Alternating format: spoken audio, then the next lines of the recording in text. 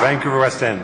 Thank you, Honourable Speaker. Today I joined with the Vancouver District Student Council, an organization that represents 58,000 students in Vancouver, and was supported by student councils and gay-straight alliances in the Kootenays, Coquitlam, Burnaby, Souk, Prince Rupert, Kamloops, Prince George, Surrey, Ladysmith. The list goes on. I joined with them because they wanted me to bring youth voice, their voice, to this House. A voice that calls very strongly for explicit policy in our schools to ensure that gay, lesbian, bi, and trans students are protected.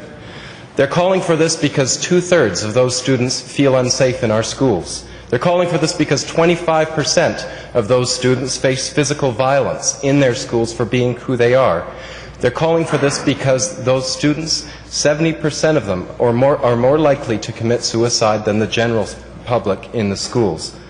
They're calling for action because 75% of our school districts do not have explicit policy to ensure those students are protected in their schools. These are the voices of youth, voices that are not often heard in this House, voices that need to be listened to because they are in our schools today. Bullying hurts us all. Bullying puts us into submission. Bullying makes us observers. Bullying makes us bullies. Bullying hurts every student, and this kind of bullying goes beyond just hurting lesbian, gay, bi, and trans youth to affect the entire school community.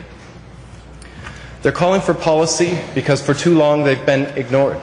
For too long they've not been listened to as they've cried out for help. For too long their problems have been minimized and been told it's just a local issue. Well, this is a provincial issue. We all need to pay attention to this, just as we did for racism.